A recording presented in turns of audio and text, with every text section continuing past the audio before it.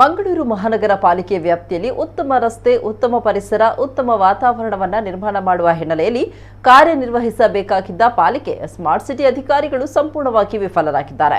ಹೀಗಾಗಿ smart city ಮಾದರಿ ರಸ್ತೆ ಗುಂಡಿಗಳ ಸ್ಪರ್ಧೆ 2022 ಆಯೋಜನೆ ಮಾಡಿದ್ದೇವೆ ಅಂತ ಮಾಜಿ ಶಾಸಕ ಐವನ್ ಡಿಸೋಜಾ ಹೇಳಿದ್ದಾರೆ. ಸುದ್ದಿಗೋಷ್ಠಿಯಲ್ಲಿ ಮಾತನಾಡಿದ ಅವರು, ನಗರದ ಪ್ರತಿಯೊಂದು ರಸ್ತೆಯಲ್ಲೂ ಹೊಂಡ ಗುಂಡಿ ಬಿದ್ದಿದೆ. ಅನೇಕರು ಈ ಗುಂಡಿಗೆ ಬಿದ್ದು ಕೈಕಾಲು ಮುರಿದುಕೊಂಡಿದ್ದಾರೆ. ವಾಹನಗಳು ಜಖಮಾಗಿವೆ. ಹೀಗಾಗಿ ಪಾಲಿಕೆ ಅಧಿಕಾರಿಗಳಿಗೆ ಚುರುಕು ಮುಟ್ಟಿಸಲು ಆಗಸ್ಟ್ 24ರಿಂದ 29ರವರೆಗೆ ಸಂಜೆ 5 ಗಂಟೆಯವರೆಗೆ ಮಂಗಳೂರು ಸ್ಮಾರ್ಟ್ ಸಿಟಿ ಯೋಜನೆಯ ಪ್ರದೇಶದ ಅತ್ಯಂತ ದೊಡ್ಡ ಮತ್ತು ಅಪಾಯಕಾರಿ ಗುಂಡಿಯನ್ನು ಗುರುತಿಸಲು ಮತ್ತು ಈ ಸ್ಪರ್ಧೆಯಲ್ಲಿ ಪ್ರಥಮ, ದ್ವಿತೀಯ ಮತ್ತು ತೃತೀಯ ನಗದು ಬಹುಮಾನಗಳನ್ನು ನೀಡಲು ನಿರ್ಧರಿಸಲಾಗಿದೆ ಅಂತ ಹೇಳಿದರು. ಸ್ಪರ್ಧೆಗಳಲ್ಲಿ ಭಾಗವಹಿಸುವವರು 9731485875 ಈ ಮೊಬೈಲ್ ಸಂಖ್ಯೆಯ ವಾಟ್ಸ್ಆಪ್ಗೆ ಗುಂಡಿಗಳ ವಿಡಿಯೋ, ಫೋಟೋ ಹಾಗೂ ಜಿಪಿಎಸ್ ಲೊಕೇಶನ್ ಕಳುಹಿಸಿ ಅಂತ ಐವನ್ ಹೇಳಿದ್ದಾರೆ. ಸುದ್ದಿಗೋಷ್ಠಿಯಲ್ಲಿ ಸಂಚಾಲಕರಾದ ರಮಾನಂದ ಪೂಜಾರಿ, ಮಾರ್ಸಲ್ ಮೊಂತೇರು, ವಿಕಾಸ್ ಶೆಟ್ಟಿ ಮೊದಲಾದವರಿದ್ದರು. ಇಡೀ ನಗರದ ಪ್ರಮುಖ ರಸ್ತೆಗಳನ್ನೆಲ್ಲ ಅಗೆದಾಕಿದ್ದಾರೆ. ಕೇಳಿದರೆ ಯಾಕೆ ಅಗೆದಾಕಿದ್ರಿ ಕೇಳಿದರೆ ಗ್ಯಾಸ್ ಕೊಂಡೋಗ್ಲಿಕ್ಕೆ ಅಂತಾರೆ. ಇನ್ನೊಬ್ಬರದ್ದು ಕೇಳಿದರೆ ಅದು ಜಲಭಾಗ್ಯ ಯೋಜನೆಗೆ ಅಂತ ಕೇಳ್ತಾರೆ.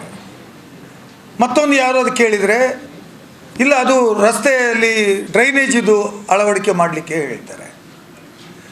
ಒಟ್ಟಾರೆಯಾಗಿ ಮಂಗಳೂರು ನಗರದಲ್ಲಿ ಸ್ಮಾರ್ಟ್ ಸಿಟಿಯ ಮಾದರಿ ರಸ್ತೆ ಅಂತ ಏನಿದೆ, ಈ ಮಾದರಿ ರಸ್ತೆಗಳಲ್ಲಿ ಇರುವಷ್ಟು ಹೊಂಡಗಳು ಅದು ಕಾಂಕ್ರೀಟ್ ಮತ್ತು ಡಾಮರ್ ರಸ್ತೆಯ ಮೇಲೆ ಬಹುಶಃ ಜಗತ್ತಿನ ಯಾವ ಸಿಟಿಯಲ್ಲಿಯೂ ಇರಲಿಕ್ಕಿಲ್ಲ.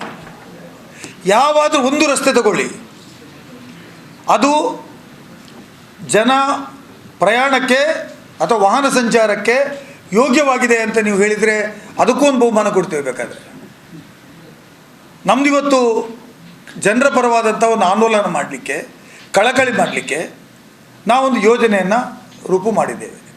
ಸ್ಮಾರ್ಟ್ ಸಿಟಿ ಮಾದರಿ ರಸ್ತೆ ಗುಂಡಿ ಸ್ಪರ್ಧೆ 2022 ಅಂತ. ಈ ಗುಂಡಿಯನ್ನು ಗುರುತಿಸಿದವರಿಗೆ ಅತಿ ದೊಡ್ಡ ಗುಂಡಿ ಗುರುತಿಸಿದವರಿಗೆ 5,000 ಬಹುಮಾನ, ಪ್ರಥಮ ಬಹುಮಾನ. ಅದು ದಕ್ಷಿಣ ಕನ್ನಡ ಜಿಲ್ಲಾ ಕಾರ್ಮಿಕ ಪರಿಷತ್ ಬಸ್ಸು ನೌಕರರ ಸಂಘದ ವತಿಯಿಂದ. ಸೆಕೆಂಡ್ ಪ್ರೈಸ್ ಮಂಗಳೂರಿನ ಆಟೋ ರಿಕ್ಷಾ ಮತ್ತು ಕಾರು ಚಾಲಕರ ಸಂಘದ ವತಿಯಿಂದ, ಅದು 3,000. ತೃತೀಯ ಬಹುಮಾನ ಕುಲಶೇಖರ ದ್ವಿಚಕ್ರ ವಾಹನ ಮಾಲಕರ ಪರವಾಗಿ 2,000. ಈ ಒಂದು ಸ್ಪರ್ಧೆ ಮಾಡ್ತಾ ಇರುವುದು